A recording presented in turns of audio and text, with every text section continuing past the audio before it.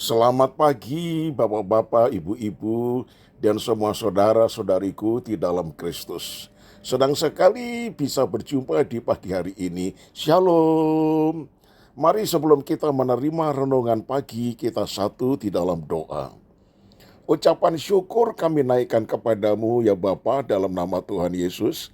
Apabila semalaman kami menikmati tidur dengan baik dan pagi ini Tuhan sudah berikan kepada kami hari yang baru dan kami boleh nikmatin sepanjang hari. Itu sebabnya sebelum kami melakukan seluruh aktivitas kami mau mendasari hari ini dengan mendengar firman-Mu yang merupakan pesan khusus pada hari ini. Kami rindu menerima firman dalam nama Tuhan Yesus. Haleluya. Amin. Adapun tema pada renungan pagi ini adalah terjebak dalam penyembahan berhala. 1 Tawarikh 10 ayat 13 berkata demikian. Demikianlah Saul mati karena perbuatannya yang tidak setia terhadap Tuhan. Oleh karena ia tidak berpegang pada firman Tuhan dan juga karena ia telah meminta petunjuk dari arwah. Nah saudara, bangsa Israel adalah bangsa pilihan yang sangat dikasihi oleh Tuhan. Mereka menjadi objek curahan kasih Tuhan. Meski selalu mengecap kebaikan Tuhan dan pertolongannya yang luar biasa, mereka suka sekali memberontak terhadap Tuhan dan tidak lagi setia kepadanya.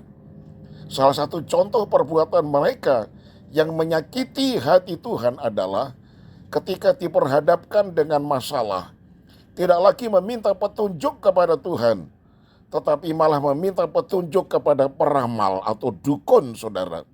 Padahal Tuhan sudah memperingatkan dengan keras, di antaramu janganlah didapati seorang pun yang mempersembahkan anaknya laki-laki atau anaknya perempuan sebagai korban dalam api, ataupun seorang yang menjadi petenung, seorang peramal, seorang penelaah, seorang penyihir, seorang pemantra, ataupun seorang yang bertanya kepada arwah atau kepada roh peramal, atau yang meminta petunjuk kepada orang-orang mati.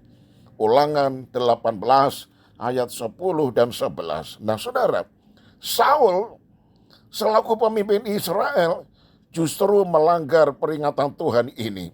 Ketika orang Filistin berperang melawan orang Israel, Saul mengalami ketakutan yang luar biasa.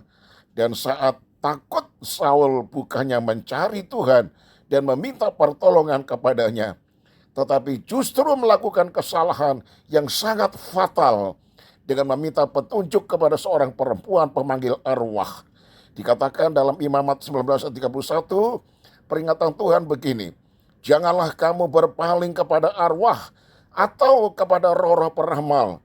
Janganlah kamu mencari mereka dan dengan demikian menjadi najis karena mereka, akulah Tuhan Allahmu. Nah saudara, mempercayai arwah, peramal, dukun, atau orang pintar artinya kita menajiskan diri dengan berhala dan bersepakat dengan kuasa kegelapan atau iblis. Banyak orang yang yang lebih percaya kepada dukun, peramal, atau paranormal daripada kepada Tuhan. Ketika usaha atau bisnis sedang sepi, ketika belum mendapatkan jodoh, supaya karir cepat menanjak, orang rela mengeluarkan uang untuk meminta petunjuk kepada dukun, arwah, atau paranormal agar mendapatkan pertolongan secara instan. Mereka tidak sadar bahwa saat itu pula mereka sedang masuk dalam perangkap dan jerat dari kuasa kegelapan. Dan saat itu saudara-saudara, orang yang mempunyai hubungan dengan peramal, dia akan menjadi bulan-bulanan oleh iblis dan hidupnya akan hancur berantakan. Saya tutup dengan kalimat ini. Penyembahan berhala adalah suatu dosa besar dan kekejian di mata Tuhan. Amin. Mari kita satu di dalam doa.